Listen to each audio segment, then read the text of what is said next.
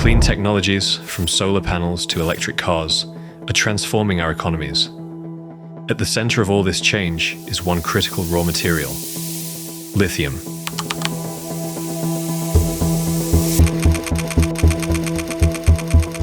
It has become so essential that global demand for it is exploding.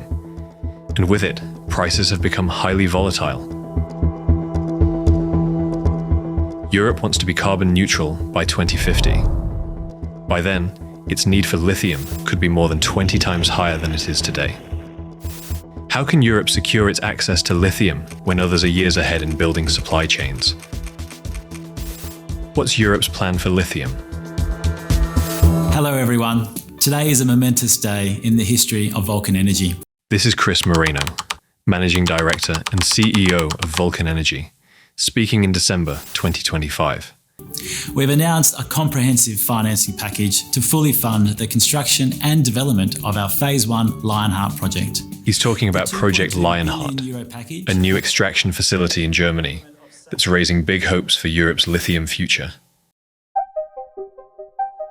Projects like this aren't popping up by accident. In the last few years, critical raw materials have become one of the biggest topics in Brussels. So, before we go visit Lionheart, let's zoom out and clarify what we mean by critical raw materials and how they became the top priority for Europe. Modern economies run on raw materials, and some of them are so essential and so risky to secure that the EU calls them critical raw materials. Back in 2011, the European Commission adopted its first list, 14 materials and material groups Europe needed to watch closely. Every 3 years, that list got revisited. Around 2019, critical raw materials suddenly moved from a technical spreadsheet to a political priority. By 2020, lithium was added to the list, right as Europe was gearing up for its biggest climate push yet. Today, we are investing in renewables and algorithms, and the European Green Deal is about reconciling our economy with our planet. The European Green Deal set out a bold promise, turning the transition to a climate-neutral economy into Europe's next engine of growth. But there's a catch. To build all this clean technology, the batteries, the wind turbines, the electric cars, Europe needs huge amounts of raw materials. And many of the most important ones, it barely produces at all. Lithium is a prime example. So where does the lithium that powers today's clean tech industry actually come from? Right now, 3 countries dominate the upstream supply. Australia ships most of the world's spodumene concentrate, that's lithium from hard rock mines. Chile leads in lithium carbonate from giant evaporation ponds in the Atacama Desert. And the battery-grade lithium hydroxide used in EVs and energy storage, approximately 70% of its global supply is refined by China. Europe, by contrast, accounts for less than 0.1% of global lithium mine production. But as competition for lithium heats up, Europe is starting to look at what it has been overlooking for decades: its own deposits. New mines, new extraction methods, and projects that experts say could cut Europe's imports by half are back on the table. So we're here in the heart of Europe, in the Palatinate region of Germany, where we're building Project Lionheart. And beneath my feet, we have Europe's largest lithium resource, a vast reservoir of lithium-rich, hot geothermal brine. Hallo, vielen Dank. We pump this hot brine up to the surface, and we actually do this just here next door at the well site. Firstly, we produce a renewable energy product from that brine. That renewable heat then gets fed into the district heating grid, and then we do the lithium extraction. These are the columns where the extraction happens. We re-inject the brine, so closed loop system, nothing gets wasted. So this is the final product that comes out of this lithium extraction plant. This is a 40% lithium chloride concentrate. They get transported to the downstream lithium hydroxide plant, and that's where we do the final conversion using green power to convert the lithium chloride to a battery quality product that you can use in electric vehicle batteries.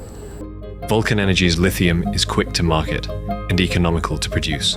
Lionheart is planned to become fully operational by 2028. Vulcan plans to further increase its industrial production from multiple further Lionheart-sized phases. For Europe, becoming more resilient means becoming less dependent on others. Take the car industry. In 2024, the dominant lithium refiner China also produced nearly 70% of all electric vehicles.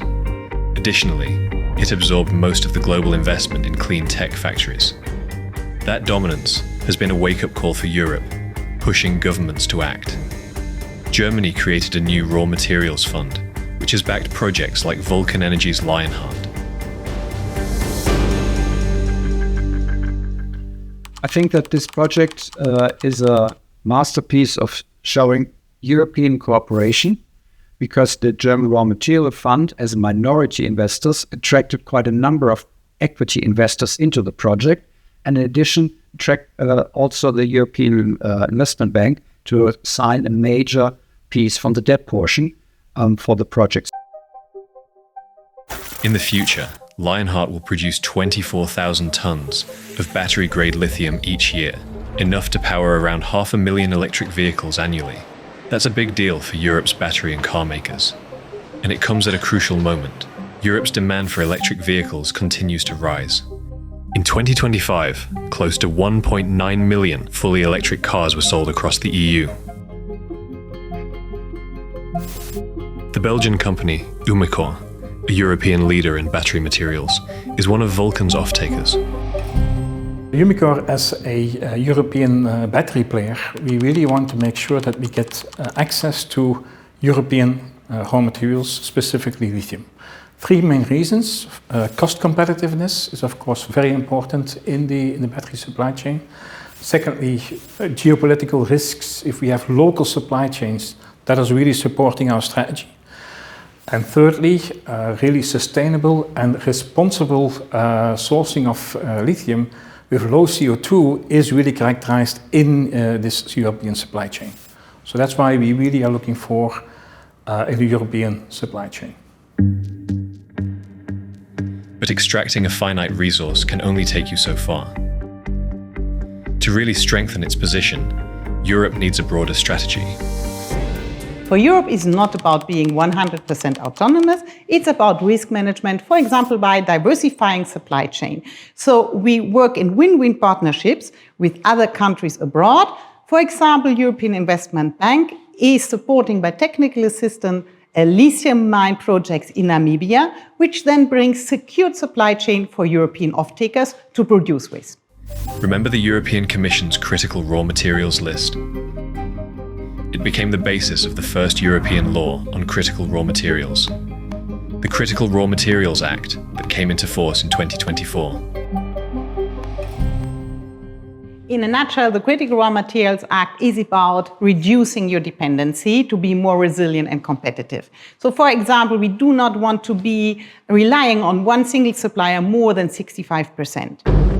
The European Commission has so far designated 47 strategic projects across the EU, with 18 focused on lithium. These projects are offered faster, permitting and improved access to finance. They span extraction, processing, recycling and substitution. And Lionheart is one of those projects. It's the first green mine in Europe, exactly the kind of projects we are searching for as we ramp up our support for critical raw materials to 2 billion euros a year. And more are to come. The Commission has closed the second call for projects. These projects will help secure the materials needed for clean energy, digital technologies, and defense, while strengthening European value chains and jobs. So that's Europe's plan for lithium. Back strategic projects, strengthen European value chains, and build partnerships that help guarantee supply. With projects already breaking ground and new deals taking shape, Europe is gaining momentum, building a more resilient supply chain for the clean tech era.